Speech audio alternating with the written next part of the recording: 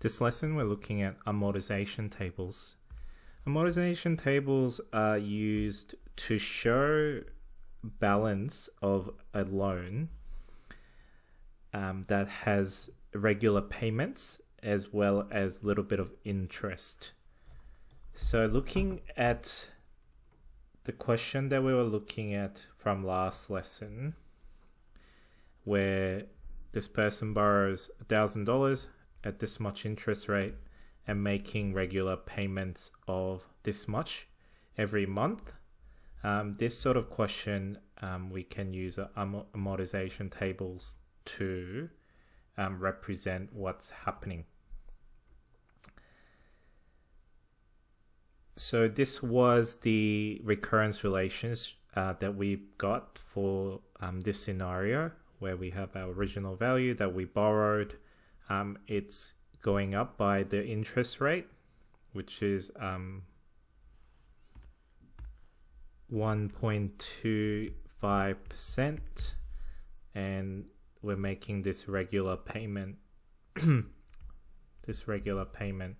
to pay off this loan. So this is the scenario, and to put it into a amortization table here, what we're looking at our when we're at zero payment. So that's when we have all of our all of the loan that we have to pay off, and we're looking at payment number 1. That means we've made this much payment.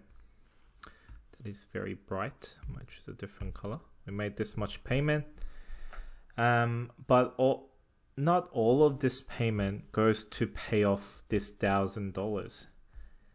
That is because we are gaining interest on top of the $1,000, and interest is happening at 1.25%. So originally we'll have our $1,000, but then we have $12.50, which is 1.25% of the $1,000 as interest. So altogether, we have to pay $1,000, obviously plus this together. So after we make our payment of this much, we can pay all of the interest, and we can pay the rest,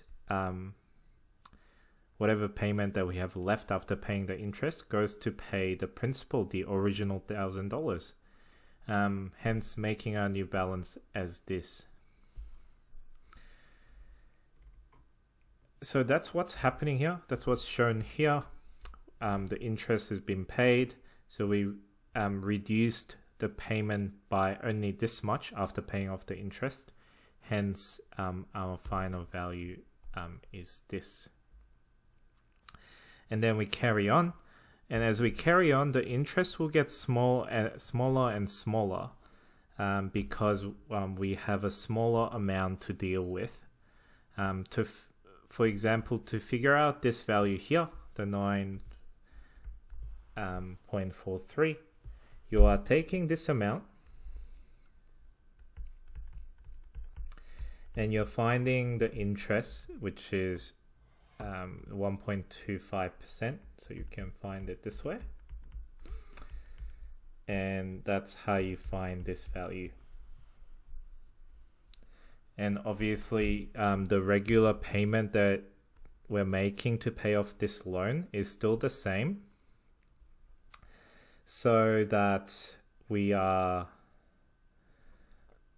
paying, not only paying this interest, we're paying obviously the rest to pay off the principal as well. Now I'm just going to jump ahead a little bit and go to this example here. So pretty much all of the questions you get to do with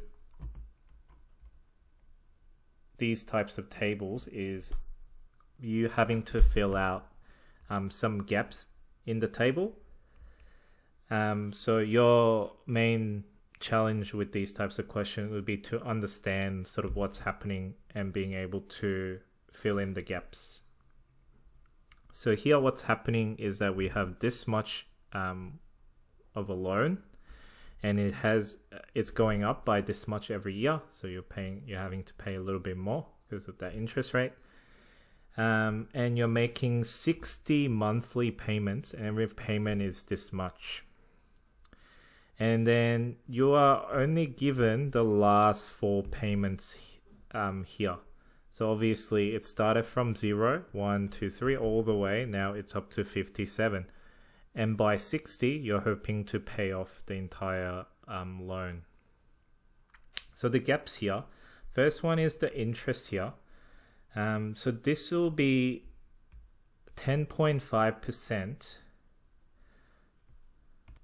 of your previous balance of the loan. So the 56th balance, which is not given to us.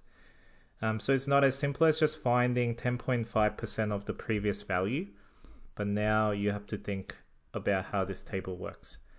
So here we're making this much payment, and in this payment we're paying the interest as well as reducing the principal amount by this amount, and then leaving with this much balance at the end.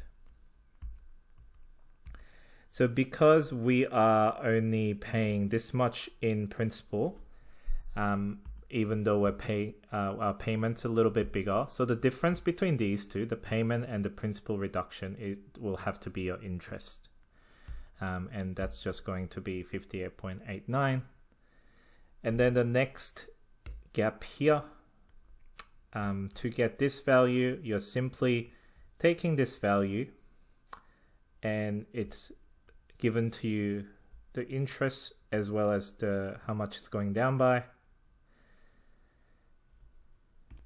So what we're left with here is actually this value minus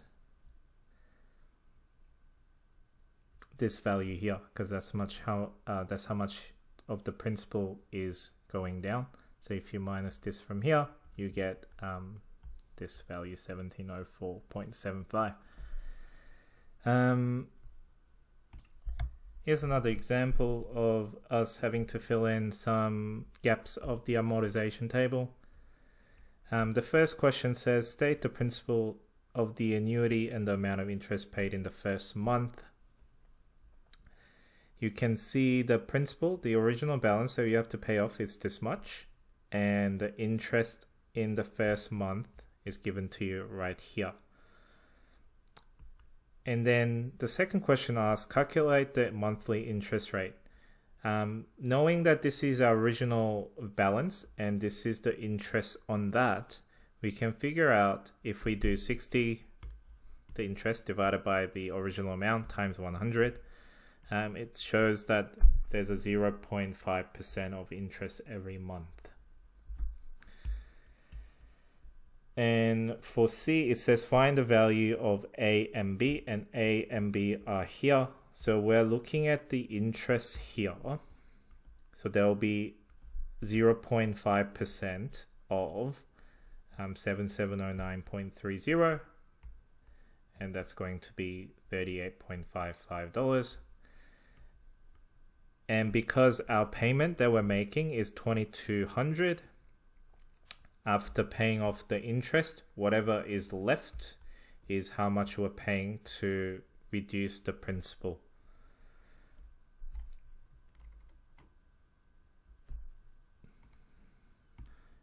Alright, this question is written a little bit different. It says to complete 2 additional lines for this table.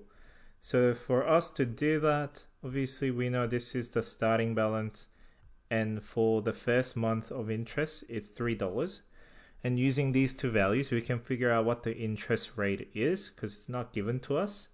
And to do that is simply doing 3 over 1200 times 100, and it gives us 0.25% every month. So every month it's going up by that much.